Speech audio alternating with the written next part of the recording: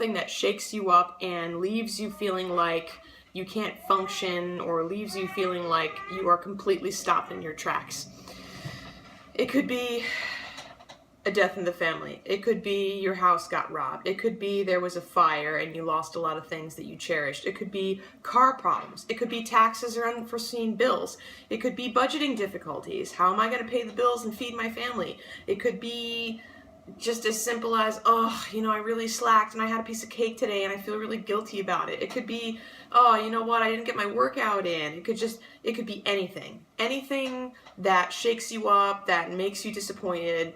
There are endless opportunities to feel awful about something. And I think that asking yourself why you feel immobile is a really important question. So let's say maybe you're living in the past. Let's say you don't want to accept the present situation because you remember how good it was in the past before this situation was upon you, before somebody got sick, or before somebody was paralyzed because of a tragic accident, or before somebody died, or just when life was easier when you were a kid, not having to pay bills and worry about a mortgage and all sorts of adulting things, #adulting. Just, living in the past, glorifying the past. If you have wonderful memories about the past, cherish them, but don't glorify them so much that they steal your joy from the present. There's always something to be joyful about. You could be feeling immobile because you are overwhelmed about the future, inversely. So thinking about the past versus thinking too much about the future. It's good to prepare for the future. I always say, hope for the best, but plan for the worst, right? That's a popular saying. But if you worry too much about the future, you are also robbing yourself of living in the present, because you're not focused on the immediate task at hand or the immediate joys of the simple things at hand. For example, just a moment ago, I was feeding my daughter, and that's a wonderful moment in which we can bond and I can feed her and I can cherish the fact that I am able to feed her and that she's a healthy, good eater. But I found myself worrying about paying the bills, and I said, that's ridiculous. I shouldn't be worried about that. I should be sitting here enjoying my snuggly, cuddly, smiley, beautiful baby. So my anxiety about the future was robbing me of my joy from the present, and I took a step back and I said, no, that's a little ridiculous. So asking yourself, why do you feel so shaken up, and recognizing whether you're living too much in the past or too much of the future can be a really, really helpful tool. Now,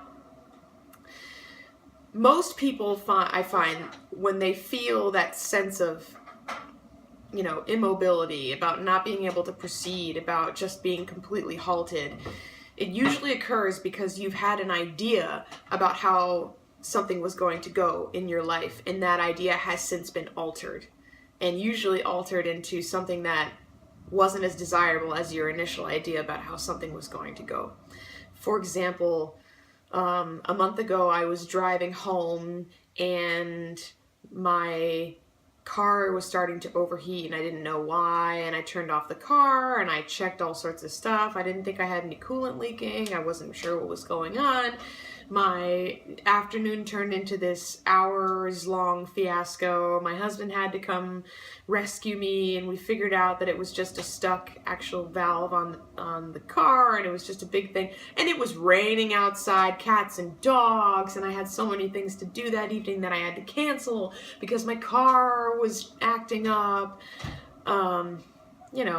It's just one thing after the other, and that was not my idea about how my afternoon was going to go.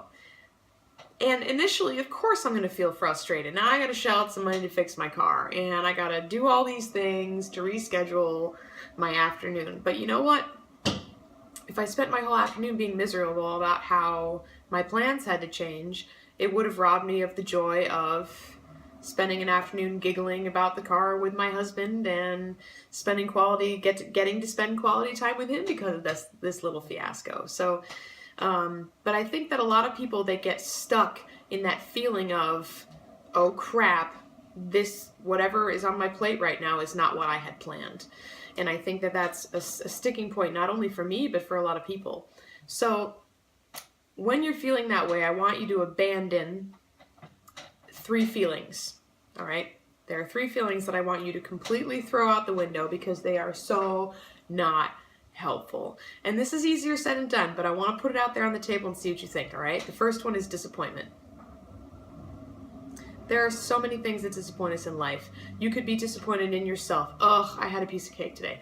By the way, I totally had a piece of cake today because my coworkers knew that I was dairy-free and they actually got me a little dairy-free cake for my birthday. How sweet is that? I'm not going to say no. I ate the heck out of that cake. It was so good. It was a dairy-free carrot cake. Oh my God. It was great.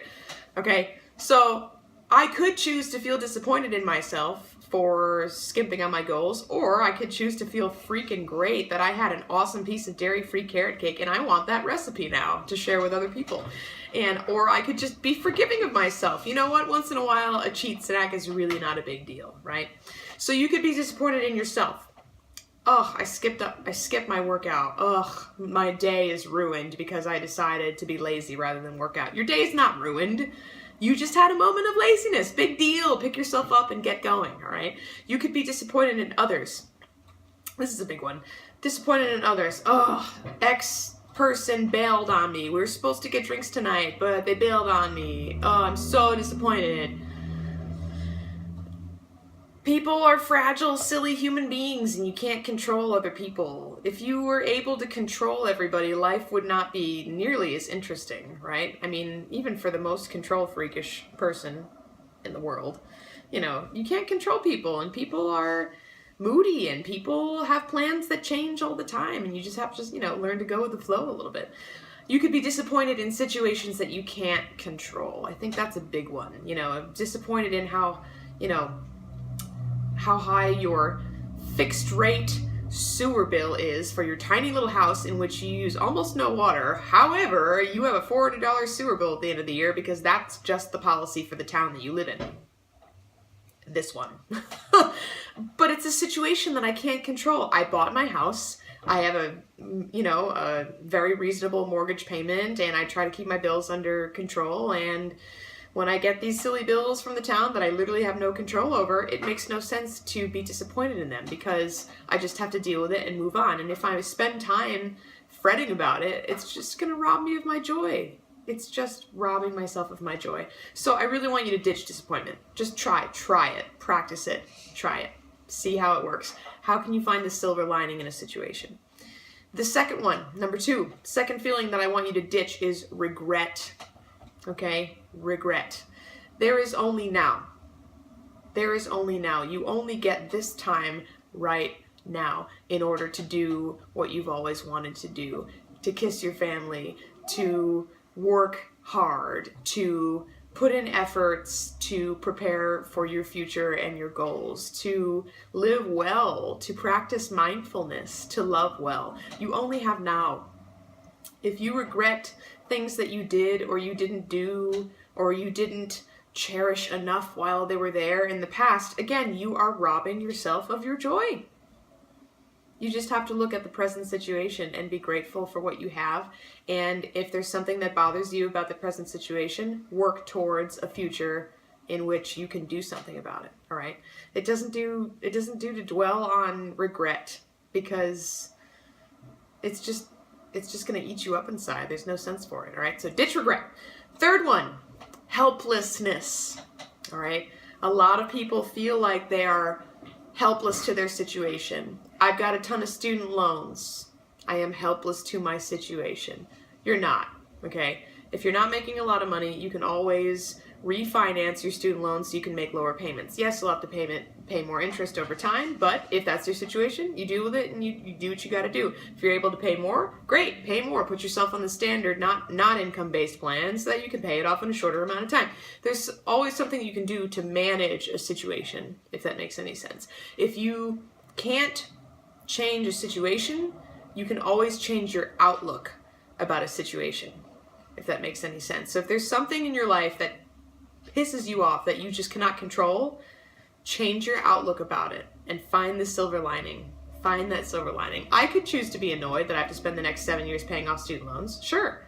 Or I could say, you know what? That's so exciting. In 7 years, I'm going to take the money, that amount of money that I pay every month on my student loans, I'm going to put that towards a new car. Yeah, now I've changed my outlook. I'm looking forward to getting that awesome, rugged SUV that'll be great for my growing family in 7 years, and I can do a lot of research about the kind of car that I want. I can see the latest trends. See, I've completely changed my outlook about my student loans. Awesome. I now know that the money that I have allotted towards student loans, I'm just going to take that money and invest it in a car. What a cool decision. Love it. So, if you can't change your situation, change your outlook. So again, 3 feelings I want you to ditch: disappointment, regret, and helplessness. They don't do anything for you. They don't. When you're feeling especially helpless to your situation, it's very easy to make excuses. This is the biggest one. Oh, I can't work out because I have bad knees. You can definitely work out when you have bad knees. You can do yoga, you can do stretching exercises, you can swim, all right? There's always a way around it to reach your goals anyway. But it's just an excuse people make because they feel helpless to their situation, right? I can't eat healthily because I'm allergic to XYZ foods. You can definitely eat healthily, and you can always eat in moderation with your portions in order to reach your goals. Let's say another excuse is, I can never do anything fun because I'm too broke to do anything fun. You need to redefine what is fun to you. I have a lot of fun doing things that are absolutely free, I've got to say. Or things that are, relatively cheap solutions. You can, there are so many things that you can do to provide for a better future and to better your situation and to better your outlook about a situation. But if you succumb to that feeling of immobility and helplessness and making excuses, you're never going to get anywhere that you want to be. Ask yourself, take a big, deep, hard look inside yourself and ask yourself, who am I? What do I stand for? What do I want? What do I have? What do I need? And as soon as you rework your priorities, you can really start to control your decisions. But it's not just about reworking your priorities. You have to learn how to recognize and control your emotions as well. I'm not talking, Vulcan emotion control. I am Spock and everything has to be logical. Although, live long and prosper, friends. Trekkies out there. Good stuff. So I'm not talking about, always being stoic all the time and always doing the right thing, because we are humans and we are totally irrational creatures. Totally irrational creatures. What I'm talking about is learning to recognize when you are having a negative emotion and learning what you can do to work it out so that you can still be a healthy, productive individual. So I hope these things were helpful. These things really helped me to pick myself up after a pitfall, and let me know if you have any others. Thanks. Have a great day.